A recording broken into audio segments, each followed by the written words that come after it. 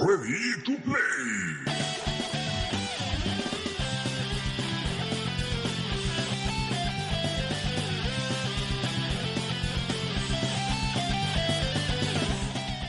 Bona nit i benvinguts a Ready to Play, el primer programa de videojocs i molt més a Ràdio Molins de Rei, la 91.2 de la FM.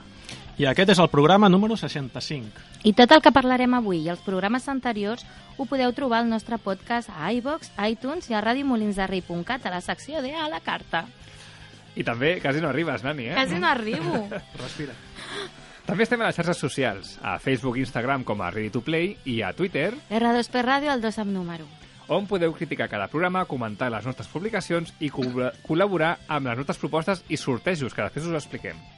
I no oblideu que només per escriure qualsevol de les nostres xarxes socials ja esteu tenint la possibilitat d'aconseguir un regal. Un val per un lloguer gratuït de videojoc o pel·lícula a Molins Videojocs, la botiga de videojocs al carrer Carril número 40. I el guanyador d'aquesta setmana és l'Enric Moraday per la seva valoració que va fer al Facebook de Bright, que va parlar el David la setmana passada. Moltes felicitats, Enric. Mireu, avui canviem una mica. Poseu-vos en contacte. Bueno, Enric, posa't en contacte amb nosaltres via Facebook i et direm com has de recollir el teu premi. Això mateix.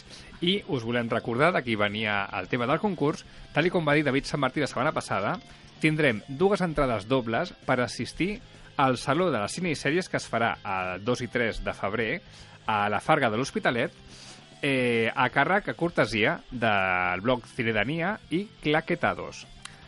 Al nostre Twitter tindreu més informació per voler participar i penseu que val molt, molt la pena. I ara, amb aquesta alegria que ens caracteritza després de donar regals, presentem a l'equip.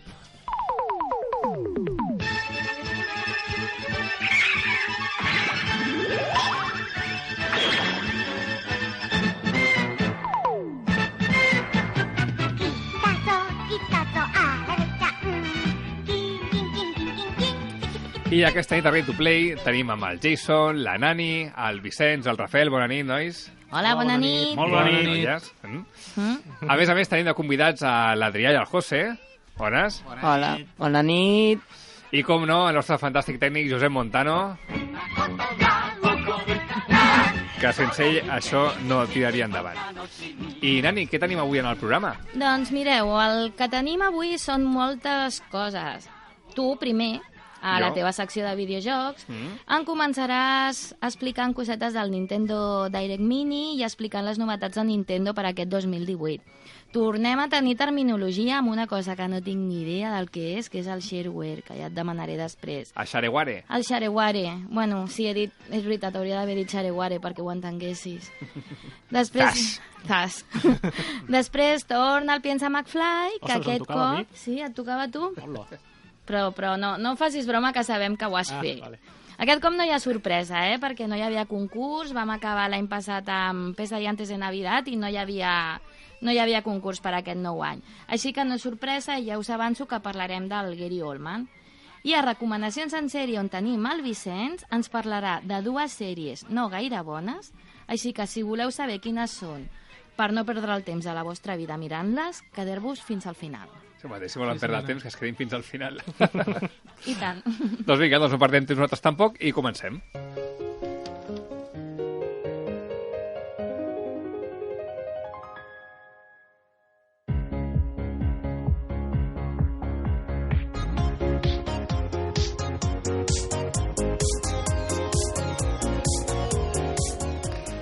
Doncs aquest 2018 ha fet molt content a Nintendo, perquè a hores d'ara Nintendo Switch ja ha aconseguit el seu propòsit de superar durant el seu primer any de vida amb ventes a la Wii U en tota la seva vida comercial. Tampoc era massa difícil superar la Wii U, tot s'ha de dir. Però bé, estem pensant que la Switch no té ni un any encara. I això a Japó ja és una realitat. A la resta del món no li queda gaire, perquè la Wii U en tot el món va vendre 13 milions d'unitats i la Switch ja en porta 10 milions. Superadíssim. Això ja està. Sí, exacte. Sí, ja està. Això ja està, però creiem que, és una xifra espectacular. Els accionistes de Nintendo estaven molt acostumats amb la Wii a tenir uns milions impressionants i, clar, després de la Wii U, amb el que va passar, ara suposo que estaran una miqueta més tranquils. Sí, els usuaris també. Després del que va passar amb la Wii U, també... Bueno, van sortir jocs per tots els públics, diguem-ho així. Sí. Però bé, imagineu com van de sobrats aquesta gent de Nintendo, que durant l'època de Nadal ni tan sols s'han molestat en fer promoció. No han fet un d'aquells Nintendo Directs, aquells vídeos que pengen a YouTube promocionant-se, perquè no els ha fet falta. Ho tenien tot venut ja. Correcte. De fet, a Japó les venien per sorteig, és a dir, tu anaves a la botiga, t'apuntaves i et deien si et tocava o no et tocava. Això és real, Sí. M'ho han dit des d'allà, sí. És així de real. En canvi, a Europa sí que n'hi havien, però a Japó no, anaves per sorteig. I la gent deia, mira, me ha tocado poder comprar una Nintendo Switch. Per sorteig, però havies de pagar. Sí, exacte. M'agrada més els sortejos de Ready to Play, Aquí no fem pagar, aquí no fem pagar res. Una Switch de moment no. No, encara no, ja arribarà. Però bé, aquí recordem que van acabar l'any només simplement anunciant que al desembre sortia Skyrim, però ja està, no va fer promoció de res. I no ha estat fins l'11 de gener que han fet el seu vídeo promocional, i no com a amb el seu típic vídeo de Nintendo Direct, i ja no ho han anunciat com a Nintendo Direct, sinó com a Nintendo Direct Mini, perquè el vídeo és curt, però és intens. Us ho expliquem.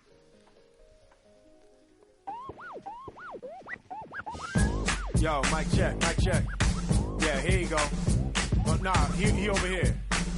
Yeah, I heard he got that hot new thing. It's called... Let's get it going.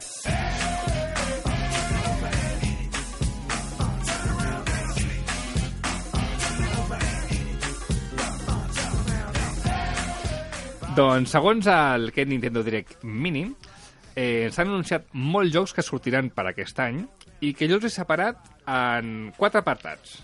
Apartat número 1, novetats exclusives. Mario Tennis Aces. És un spin-off del Mario, que sempre ha agradat moltíssim i que en aquest cas recupera un mode història, com ja va tenir antanyo, en la seva Game Boy Advance, que, evidentment, és un joc de tennis del Mario, que es fa complicat, no? Esperem que torni a sortir en Waluigi, que era un personatge que em sembla que només sortia en aquest videojoc. I en algun Mario Party. En algun Mario Party, en un soccer i ja està. I el Mario Kart 8 Deluxe també surt. Però el Deluxe, en la reedició que han fet, perquè el tenien molt abandonat. M'he perdut, de qui parleu? Que ha de sortir? Waluigi. Ah, Waluigi. Aquest és el senyor aquell, no? Però no és el groc, sinó que és el que és lilós, el que és com un to lila, que és el contrari del Luigi, diguem. Son las versiones malvadas de Luigi y Mario. Correcte. Wario i Waluigi. Exacte, van fer la versió malvada que era el Wario per Mario i ens van dir, pues per Luigi també, no? I va sortir el Waluigi. També tindrem el Kirby Star Alice, un nou joc de Kirby, però és el primer per la Switch, amb la particularitat que podràs jugar la campanya en solitari o fins amb 3 companys més, que a més es poden combinar els poders, ja que cadascú té el seu, però es poden fer combinacions per fer uns combos i avançar durant l'aventura. Aquests són els exclusius nous, n'he dit 2. Una cosa, em sembla que tot el que han presentat és pel primer trimestre de l'any només, Van per feina. Sí. Van per feina, sí. Doncs... Això vol dir que tenen moltes coses més després. És un bon trimestre. També he de dir que tot el que estic explicant avui no és tot el que han dit en el vídeo, perquè et dic que el vídeo era curtet, però que explicaven moltes coses. Jo simplement he fet una tria del que m'ha semblat més interessant. El punt número 2 són exclusius refregits. Comencem amb el Bayonetta, el gran hack and slash de la bruixa més famosa. El Bayonetta 1 i 2, que ja van sortir per la Wii U. El primer ja va sortir també per PlayStation 3 i per Xbox 360. I que ja han anunciat que hi haurà la tercera part en exclusiva per la Nintendo Switch. Que tothom està bastant amb moltes ganes. I ara han fet el pack de l'1 i el 2. Exacte, un altre cop. Que ja estava a la Wii U. Ja estava a la Wii U. Doncs el recuperem a la Switch. I el 3 per aquest any, el dolent del pack per això és que l'1 ve només en digital. Et ve el còdic de descàrrega, no et ve el cartutxo. Sí, s'estan posant molt de moda això, O sigui, s'ho estan agafant molt seu. S'estan educant. Sí. Què més tenim? Un altre refregit de la Wii U, que és el Donkey Kong Country Tropical Freeze. És un joc excel·lent de plataformes, protagonitzat per Donkey Kong. És un gran joc que ja va sortir per la Wii U, el podrem recuperar per a Nintendo Switch. Un altre refregit de la Wii U, que és l'Hyrule Warriors, en aquest cas Definitive Edition, el que entenem que incorporarà tots els DLCs que es van oferir a la Wii U i els tindrem tots recopilats des de l'inici en aquest joc. Us recordem que l'Hyrule Warriors era un musu, un d'aquests videojocs en què el protagonista es baralla. Havia entès que era un mosso. Un mosso d'esquadra, no? I ara deia que estàs parlant ara. Que era un mosso Home, el joc va de que tu, un de sol, va fotent tonyines a tothom que fot per davant. Ja, no era un mosso, ara m'he recordat. Podria, sí. Podria relacionar-se. Ho deixem. I un altre refregit, però en aquest cas de Nintendo DS, que és The World Ends With You, que és un RPG que era bastant interessant, que bé, doncs una remasterització més per la Switch, que bé, de veritat, val la pena. Punt número 3. Jocs vinguts d'altres plataformes. El Darkest Dungeon, que és un RPG indie molt bo, que ja ha triomfat tant a PS4, sobretot, I molt difícil. i bastant difícil, correcte, i en PC. Tenim el Dragon Quest Builder, Attack on Titan 2, el Payday 2, que és un refregit que aquest ja té bastant de temps, però aquí han afegit algunes innovacions per fer una miqueta més atractiu, el SNK Heroines. I dic així perquè l'Heroines es doni compte de que són les noies. És un beat'em up que participen les noies que han destacat més en els jocs de lluita de SNK, que són bastants. Com?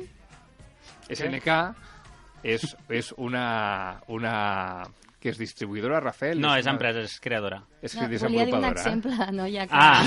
No que era SNK. Bueno, que podria haver estat, també, però... Per exemple, King of Fighters Val. és un videojoc fet per SNK. King of Fighters n'hi ha diversos i diversos spin-offs. I d'aquí surten, és com els Street Fighters. Però no és Street Fighter. No, és una altra Clar, cosa. perquè estem parlant de Nintendo. Per aquest t'has d'entrenar, aquest encara no l'has jugat com per ser la campiona. Ah. Per passar de ronda. Vale. Per aquest encara no sabem si passa... Que segurament que sí, eh? Segur. Encara no ho sabem. El que passa que potser tenen unes animacions bastant concretes amb les noies. Potser no et fa gaire gràcia. Sí, igual no et feia molta gràcia. Bueno, a l'Street Fighter tampoc és que sigui... Com passa amb els Dia of Alive, també. Com els DOA, Sí, però sí, bueno, sí. aquells estan... Els de SNK estan fets a mà, diguem que estan dibuixats fotograma a fotograma i s'han esmerat amb que allò es bellugui bé. I una notícia que ha impressionat moltíssim a tota la comunitat gamer és que hi haurà, tinc aquí apuntat refregit, però no, és un remasterit del Dark Souls. Bé, és un joc que, sobretot per la seva dificultat, és un gran joc, que ja és de la generació passada, però que tothom està agafant amb moltíssimes ganes i a l'espera que arribi a Switch. Però no han dit què suposa el remaster, no han dit si és només gràfic, si hi haurà canvi de control, perquè aquest control a la Wii és difícil, aquest joc. Es nota tosco.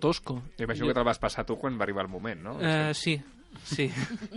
Però jugat avui dia és fotut de jugar, Sí que sobretot van si vens dir- de les últimes entregues, tires enrere i dius, vull anar recte, si us plau, i no va.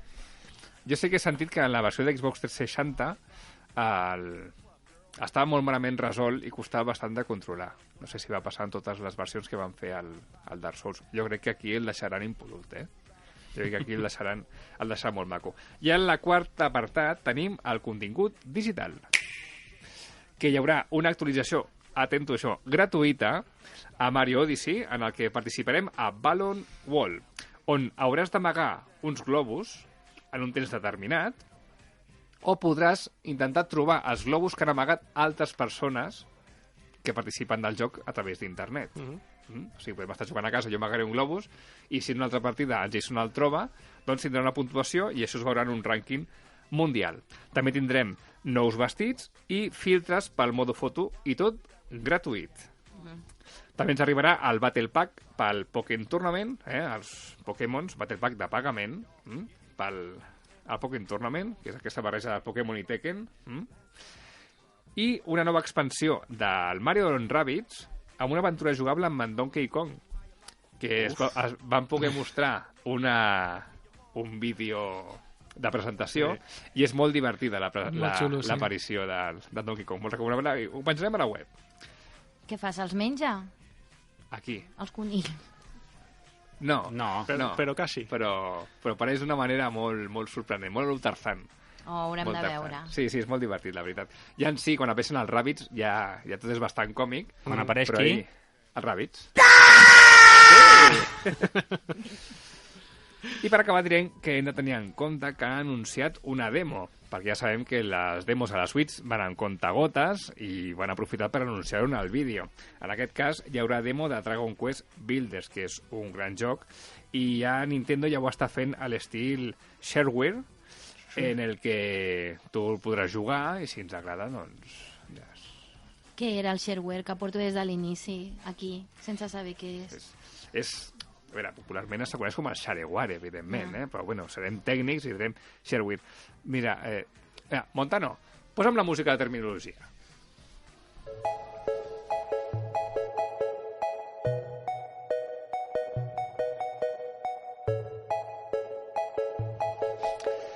Doncs mira, Nani, el shareware és un sistema de distribució d'un producte digital en què l'usuari pot provar l'article gratuïtament amb una limitació de temps o d'ús i que posteriorment se li dona facilitats per comprar el producte si és que li ha agradat. Com el Netflix o HBO, quan et deixen provar un mes i després si t'agrada pagues? O...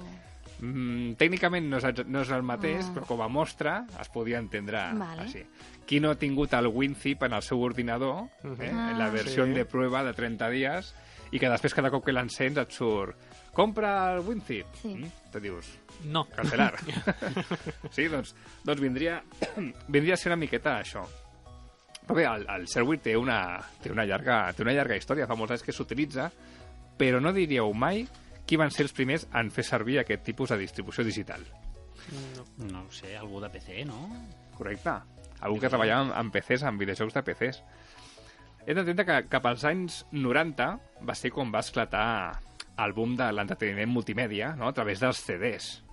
Va ser un gran avenç perquè en aquests CDs hi cabia moltíssima informació, tant per la consola com pels ordinadors. I aquí, mentre a les consoles començaven a preparar la primera PlayStation, el Mega CD de Sega, ja tirant cap a la Saturn, els ordinadors domèstics es començaven a posar al dia respecte a l'entreteniment multimèdia, perquè fins ara no es feien molts jocs. Els Apple, amb el Macintosh, van dir que ells no es volien ficar en l'enredo dels jocs, no volien que es relacionessin amb el món gamer, amb els videojocs. Llavors va quedar el PC, que aquests sí que es van poder lluir més entre els ordinadors que la gent tenia a casa. Van començar amb el Myst. No sé si us sona el Myst. Sí. Un gran videojoc que va ser una aventura gràfica amb puzzles que va sorprendre molt amb les seves ventes perquè es va convertir en un dels jocs més venuts durant 3 anys consecutius. Però encara va haver un altre joc que va causar més rebombori, i aquest estic convençut de que us sona. És un joc creat per ID Software, que és el Doom. Clar. Jo vaig jugar molt en el seu moment. En versió shareware? Sí, en shareware. Sembla aquest joc en primera persona, de trets contra els dimonis i tot ple de signes satànics per tot arreu, i molta sang molt gore. I molt píxel. I molt píxel tot el que volguessis. I de Software, que és la desenvolupadora que va tirar endavant aquest projecte al cap de John Romero, que a dia d'avui encara continua desenvolupant jocs i és bastant conegut dins de la indústria. I John Carmack. I John Carmack. Sí, perdó. Era el programador. El que currava era el Carmack. El Romero és família del Romero de Por? No. Vale. No ho és. Ho saps? Sí, no ho és. El John Romero, de fet, va estar en un Game Lab aquí a Barcelona, i és un home enorme, però en les 3 dimensions. És enorme, i el seu cabell també és enorme, li arriba a la cintura. Super lacio, ahí, pantent que te cagas. Sí, és un home molt que impressiona molt, quan el veus. M'imagino. Doncs ID Software, que va ser una empresa que es va crear, per l'entusiasme d'uns quants joves, entre aquí els que comentàvem, no? En John Romero, en Carmack. Doncs es van especialitzar en fer videojocs mapejats en 3D, que ara començaven a destacar, no? Dins del món gamer. El seu primer èxit va ser el Wolfenstein 3D, que també us sona. Sí, i tant. A matar nazis. Correcte. A saco. Aquest èxit del joc en primera persona em portaves a un soldat que feia front en batalla frenètica contra molts soldats nazis, els de la SS, gossos militars, no? Fins a arribar cara a cara amb Adolf Hitler. En aquell moment era un bombazo. I tot això en un encreuament de passadissos dins d'un mateix castell. I no es va salvar de la polèmica, ja que els soldats, al morir, no desapareixien, com passava amb altres jocs de first person shooter, sinó que es desagnaven. Es quedaven allà al terra, no? Exacte, mentre el vessal de sang anava ampliant-se. Això no agradava molt, però allà estava. De fet, el concepte de first person shooter el va inventar Wolfenstein. És el primer videojoc que apareix aquesta mena de matar i al mateix temps tenir una càmera d'anar-la seguint. O sigui, va instal·lar tot un d'això. El que dius tu, no?, cap a Nintendo, quan va sortir, per exemple, el 007, clar, pegaves tiro a un enemic i l'enemic es fonia i desapareixia, no quedava cadàver. Aquí no, aquí tenies per allà... Es quedava llaco. Sí.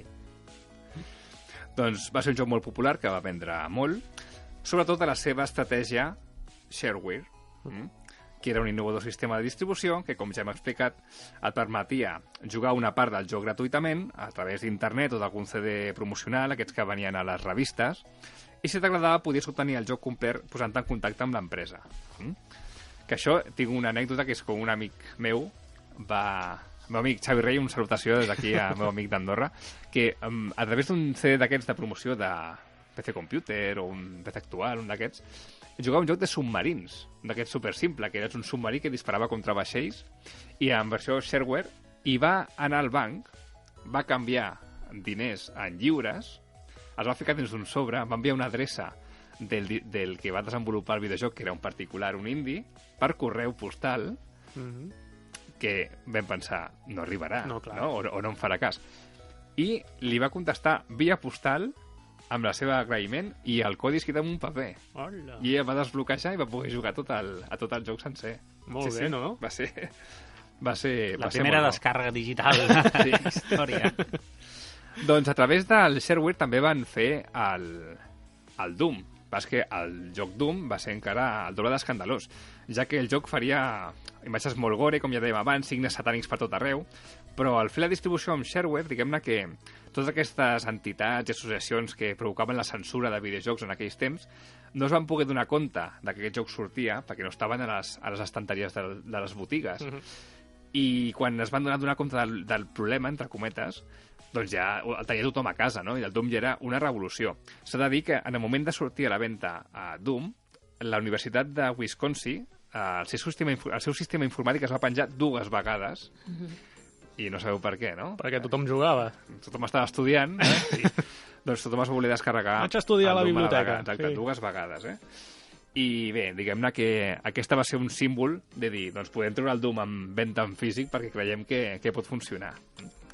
I bé, i amb aquesta història, doncs moltes empreses van donar compte que tant el shareware com les demos, que ara són molt populars, sobretot a les històries digitals que tenim a qualsevol consola, doncs era una bona manera de màrqueting per vendre el seu producte. I fins aquí. Molt bé. Ja ho entenc, què vol dir el shareware. Sí, el shareware. M'alegro. Doncs bé, canviem de tema, canviem d'àmbit i passem al Pizza McFly.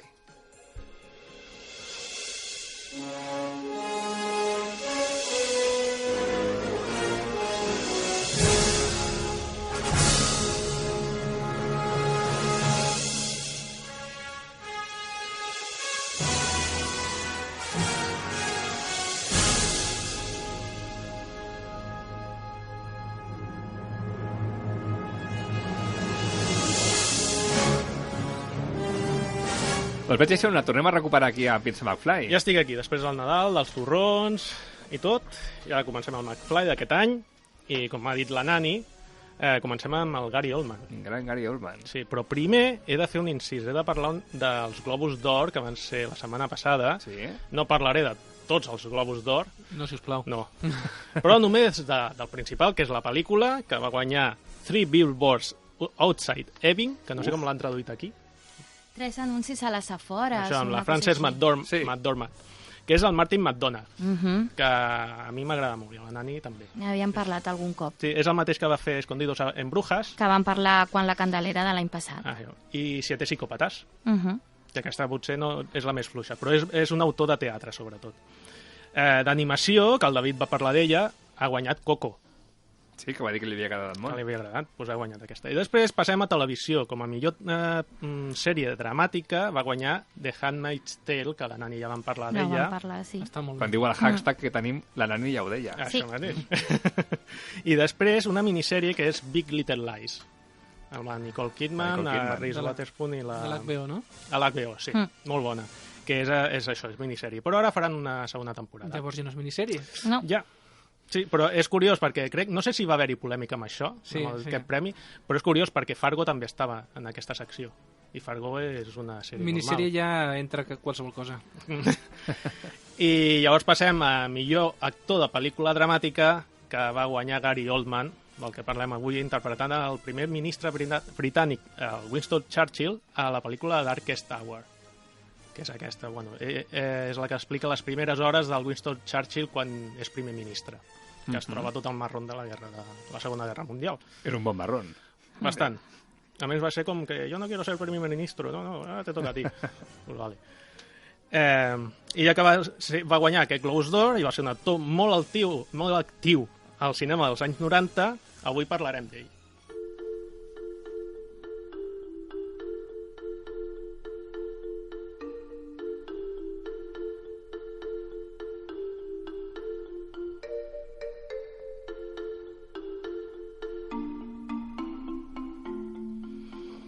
Bueno, Gary Oldman va néixer el 21 de març del 1958, o sigui que ja té una edat, i va començar la seva carrera al teatre el 1979. És un actor britànic, d'acord? I sobretot als anys 90 marquen la carrera de Gary Oldman pels papers que va fer de dolent a les pel·lícules. Sí, ara ho estava pensant, no estava recapitulant, i dic, si aquest tio ha sigut més dolent, i li donen el premi per ser primer ministre, saps? Clar, però és que va ser a aquella època, jo el recordo sobretot perquè pel·lícula que sortia, pel·lícula que era dolent, i a més sortia totalment canviat, molt diferent. Primer comencem al 91, que va fer de Lee Harvey Oswald, a JFK de l'Oliver Stone, aquella pel·lícula llarguíssima. Llarga, Per dormir va molt bé. Pues recomanable perquè jo no l'he vist. A mi m'agrada. No, a mi m'agrada. Una nit diria que no, perquè rebufa aquest. A veure, per veure-la una vegada, sí. Per veure-la una vegada. I per Vale. dormir, si I vols per dormir, això, i a partir tens d'aquí- A partir insomni, d'aquí per dormir. Això, Molt t'ho bé. passes la nit i mano de santo. El curiós d'aquesta pel·lícula és que l'Oliver Stone no havia escrit gairebé res del Harvey Oswald perquè el Gary Oldman l'interpretés. I li va dir, aquí tens uns bitllets d'avió, una llista de contactes i busca't la vida. Així que fes la teva investigació per crear el teu personatge. Llavors el Gary Oldman va començar a fer contactes, tal, no sé què, i al final va estar amb la dona del Lee Harvey Oswald i les seves dues filles per entendre una mica el personatge. Això és el que Perquè, fan els actors. fent aquí, posant en situació, Lee Harvey Oswald... És el que va ser acusat de matar el Kennedy, Per comunista. per comunista. Això mateix. Va ser acusat, que no vol dir que fos ell. Sí, ja sabem que això va quedar una miqueta... Sí, sí. Després passem al 92, just un any després, va interpretar a Dràcula, del Francis Ford Coppola, i aquí va ser reconegut com la millor interpretació masculina per l'Acadèmia de Ciència-Ficció, Fantasia i Terror Déu-n'hi-do. d'aquell any. És que és un gran Dràcula, Jo me'n recordo, quan la vaig anar a veure al cinema, tothom estava enamorada, totes les meves amigues estaven enamorades del Keanu Reeves i jo estava enamorada del Gary Oldman i me dava igual que fos un viejo zarapastroso. A més, és que ell fa molts accents. Jo no el reconeixia, a Dràcula. Ara ho estava pensant i no el veia, és veritat. És ell. És el Dràcula. Sí, Clar, però- quan fa de vell, Quan fa de vell no el És molt bé, reconeixes. però quan fa de jove és guapíssim. Jo el trobo guapíssim. Per gustos los colores, no? Però després passem... És això, que fa molts accents, el tio interpreta amb accents diferents i això el fa també molt, molt polivalent. Després passem al 93, amb Amor a quemarropa, que és la música que sona del Hans Zimmer, que és una pel·lícula que ja hem parlat aquí perquè és del Tony Scott, recordeu que vam parlar de pel·lícules de Tony Scott, i va ser escrita per Quentin Tarantino, que també vam parlar d'això. Aquí interpreta, no sé si us recordeu, l'heu vist, Amor a quemarropa? Jo no. No? Pues jo la recomano. Aquesta sí, És molt bona. No s'ha Aquesta no dormit. dorm, no? No. Aquí interpreta un proxeneta que es diu Drexel i tot i no tenir gaires minuts en pantalla, diuen que és un dels dolents més memorables o més carismàtics del cinema. Surt poquet, però la veritat és que ho fa molt bé. I ja passem al 94. Veieu que un any va fer una pel·lícula cada any? Sí. I va fer de dolent? Pues al 94 apareix León el professional, Que gran, de Luc m'encanta. Besson.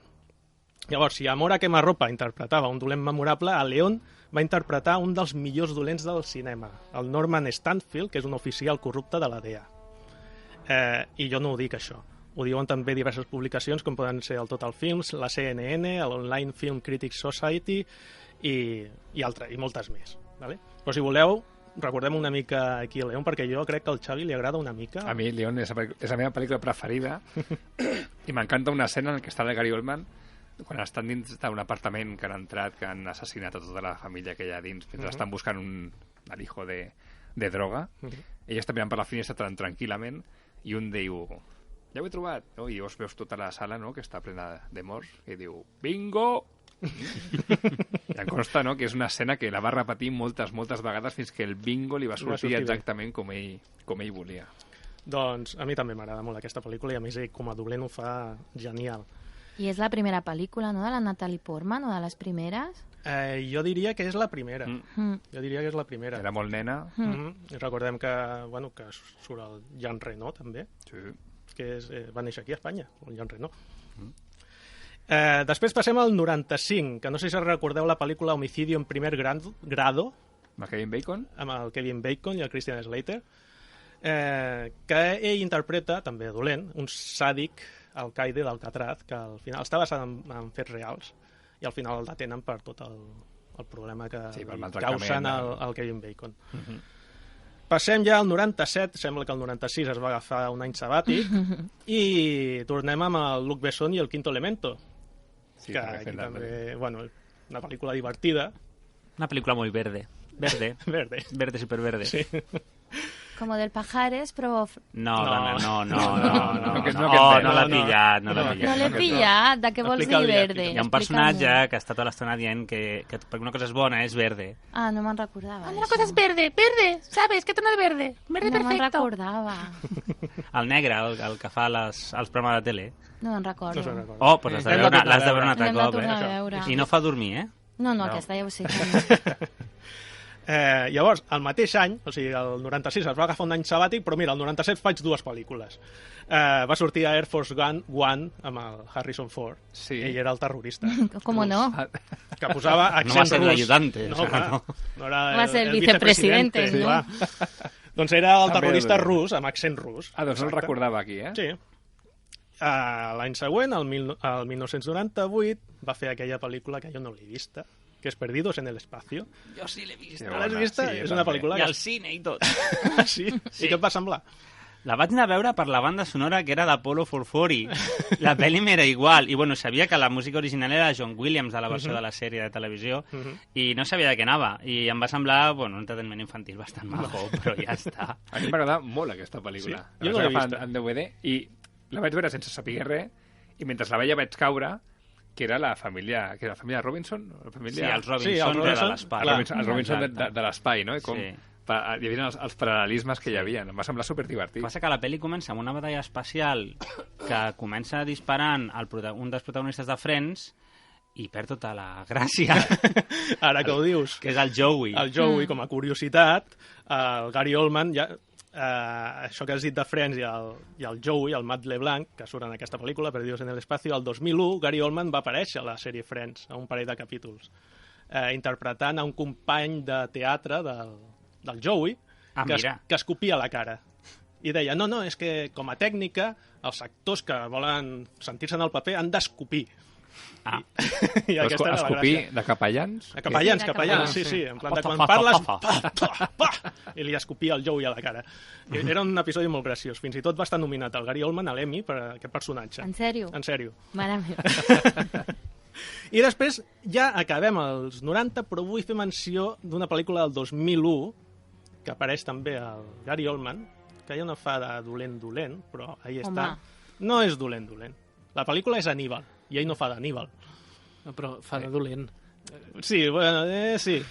Ah, val, sí. És una miqueta malparit, eh? És una miqueta. Però és ahí està. Sí, entre travieso i sádico. Home, és dels que es mereix el que li fan. És l'únic, sí, és l'únic supervivent d'Hannibal Lecter. El que passa que, esclar, Com a pacient. Com a pacient. O sigui, no el que sobreviu a l'atac de l'Hannibal. L'Hannibal sí, no el situa ara. Està no pensant, no el situa. No sap qui és. No. Pot tirar. Vale. Bueno, quins papers no va interpretar Gary Oldman? Comencem amb Pulp Fiction. Qui diríeu que no va poder interpretar? John Travolta. No. No, que té que ser un dolent. Home, és que tots són dolents a Pulp Fiction. Clar, tots maten. Bruce Willis, no? Són traviesillos. Doncs no ho diríeu mai. Va ser el Samuel L. Jackson. En sèrio? Li van oferir el paper del Jules Winfield. Sí, per què no? Podria ser així, una mica histriònic. Di que una vez más, di que otra vez. Di que... Seria el marit de l'Uma Thurman, llavors, no? No, el Samuel L. Jackson. Samuel L. Jackson és un dels pistolers, ja va amb el John Travolta. Sí. O també va tenir partida doble a Pulp Fiction perquè també podria haver interpretat a Lance, que és l'Eric Stoltz, aquest, el camell que li dona la droga amb el... Que ja vam parlar d'ella en un altre programa. Perquè va ser el primer McFly. I després a Matrix. Un dolent de Matrix. Agente Smith. Un agente Smith. Sí, clar. Pues no. El Morfeo. El Lawrence Fishburne. No. Sí. No. Sí. No. Li oferien un paper a Gary Oldman i se deia que no, buscaven un actor negre, no? Sí. Sembla que era això. Vaja. Sí. Home, la veritat és que els que van escollir finalment són més encertats, no? Però no ho sabrem mai. No ho sabrem mai. Llavors, per acabar, vull dir que el Gary Oldman va formar part del Britpack, que seria com... Què és això? Britpack ve de British.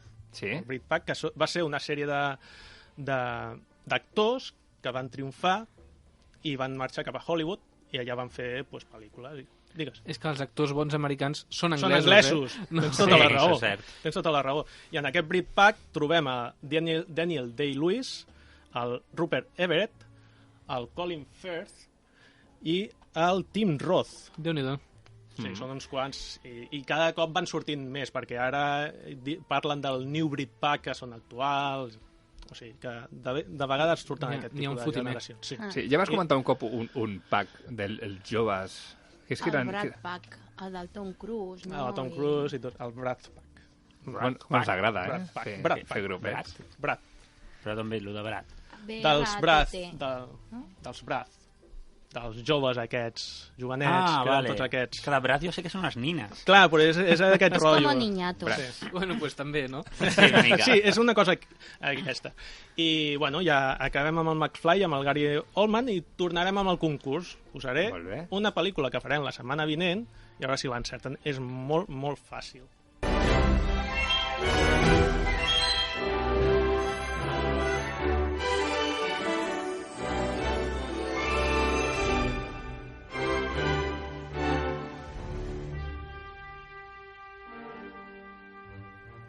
Us sona aquesta? I tant. Sí. És molt fàcil. Penseu que és dels 90, Estem buscant una dels 90. Pel·li dels 90. Fàcil. Pel·li dels 90. Doncs jo no caic, Ho sento. Oh. No? Jo la veritat és que tampoc. No. Però bé. Ja estaré pendent. Una pista, és l'inici de la pel·lícula. Val. Ja sabeu que per participar fixeu-vos en les xarxes socials, ho tornarem a penjar, i que, home, val la pena, si és tan fàcil. A veure. Doncs molt bé, moltes gràcies, Jason. Ja trobem a faltar el Piensa McFly, primer Piensa McFly del 2018, i passem al primer passem al primer recomanacions en sèrie del 2018.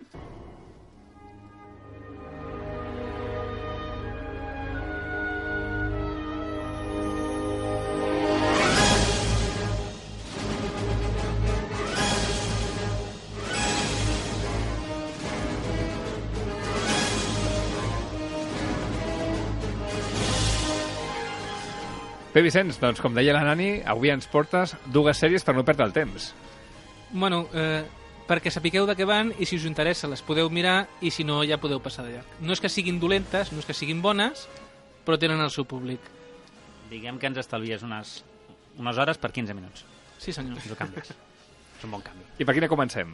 Anem amb elles, anem amb Jean-Claude Van Johnson.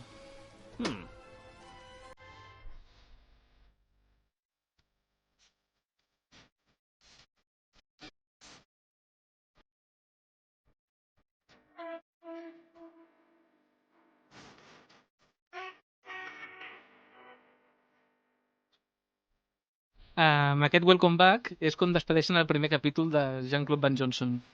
És una sèrie de canal d'Amazon, la teniu a Amazon Prime, 6 capítols, mitja hora, no arriba de duració. Sí, i per fer una referència que fa servir el David normalment, té un 8 a IMDb. Déu-n'hi-do, Un 8? Un 8 a IMDb, sí. No, el David no porta 8 normalment. És que les sèries les puntuen més altes. No sé per què ho he estat mirant, jo crec que un 8 no, però bueno, està curiosa. I amb aquesta sèrie, bueno, les has escollit per algun motiu, tot i que aquest títol... Sí, Jean-Claude Van Johnson, el títol ja us deu recordar a un actor també de pel·lícules dels 90, a un tal Jean-Claude Van Damme. Sí, pues és l'estrella de la sèrie. Però no surt ell, llavors, o sí? Sí que surt, sí. Ah, sí que surt? Sí que surt. No és un actor fent de Jean-Claude Van Damme. No, és Jean-Claude Van Damme, l'único inimitable, és el que surt a la sèrie fent de protagonista.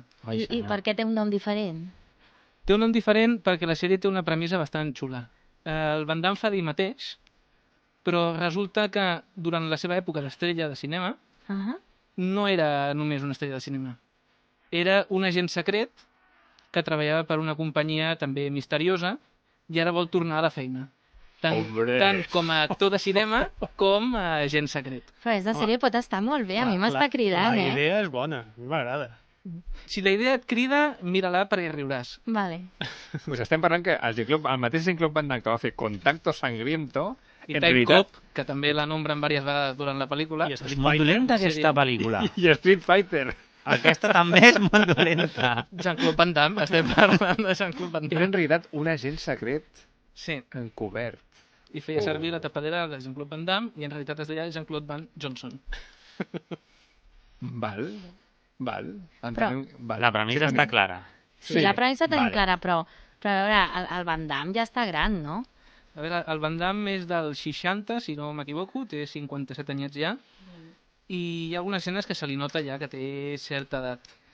Però fa patades i aquestes coses? Sí, no es talla. El que l'edat és xulo perquè també és un dels elements que juguen a la sèrie. Juguen amb el fet que és grandet, ja. La primera escena, per exemple, intenta fer la seva famosa obertura de piernas i fa crec a mig obrir i no li acaba de sortir del tot bé. Deien que aquest actor tenia els abductors tallats per poder-ho fer. Jo crec que amb esforç ho pots fer tu també. No ho veig, Ho intentem. Jo faig crac, però molt abans que ell. No sé, a mi em feia molt de mal, algunes postures del Jean-Claude Van Damme. Només de veure'l. Llavors entenem que és comèdia o com s'enfoca? Sí, la sèrie és una comèdia d'acció. Vale. Jean-Claude rient-se de si mateix, fent més d'un personatge a la sèrie. A mi m'ha sorprès com a actor, És el nou Eddie Murphy. Té algun moment de lagrimilla. Sí, té... De gallina de piel? És curiós de veure, sí. Jo crec que només per veure-li aquesta faceta ja val la pena. A més, és el que hem dit, que fa paròdies d'ell i del que feia ell. Vols dir que actua? Sí. Estic sorprès. Sí que actua, sí. I un dels papers que fa és xulo, i no dir res més. Però s'haurà de veure, no? Perquè si el Van Damme està actuant... No se suposa que teníem que escoltar unes sèries que no hauríem de veure? Bueno, a vosaltres us ha cridat la premissa, hi haurà qui digui sí. Van Damme, i jo passo ja de la sèrie, doncs ja no la miris, perquè és Van Damme. Si no t'agrada Van Damme, doncs clar. I si et va el rotllo Van Damme, doncs veuràs molts guinyos i com ha passat el temps la gent no el reconeix pel carrer, per exemple. Diu, hazme una foto, i es posa allà per fer-se la foto i diu, no, a nosotras, que tu no... I a nivell de pressupost, què? És justeta. Vale. A nivell de pressupost és justeta, però tampoc li fa falta més. És patades con giro d'un en un i, bueno, el de sempre. I llavors, vale, estem dient que pot ser una sèrie dolenta, que ja poden ser que sèries que no siguin molt bones et puguin agradar, no? Per la tonteria, pel personatge, per el rol que implica. La teva opinió personal, val la pena, no val la pena? La meva opinió és que si us agradaven les pel·lícules del Van Damme o de l'època i teniu curiositat per veure-la, que la mireu perquè us riureu molt i us ho passareu molt bé. Bueno, jo he de reconèixer que a mi Soldado Universal me gusta. Anda, ja va. T'ho juro que m'agrada Soldado Universal. Yo recuerdo, estaba bien. Sí. Es un peliculón, lo digo aquí y no me arrepiento. La 2 también, que hay una 2, no. Fa 2 o 3 anys van fer la 5. Què dius? Ai, per favor. Directament a DVD con Jean-Claude Van Damme i l'altre... El Dolph Lundgren. I el Dolph Lundgren, sí senyor, amb els dos. Ojo, que el Dolph Lundgren és He-Man, Sí, clar. Compte, que és un màster de l'universo. Que això també I doctor en biologia. Va, per favor. En sèrio? Bueno, Ana Obregón també. I va lluitar contra Rocky. Sí, també. Sí, és veritat, Rocky 4. I la segona sèrie quina era? Sí, passem a la segona sèrie, que és Assassination Classroom.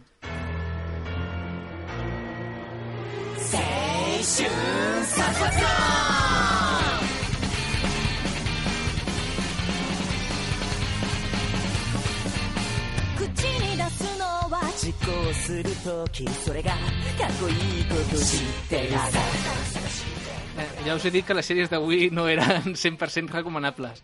Però val la pena la primera ens Sí, ha picat la la primera curiositat a és- tots. Sí. Ja Sou de la quinta. ens fem d'Amazon ja. La d'ara és Assassination Classroom, com ja he dit, és una sèrie d'anime japonesa.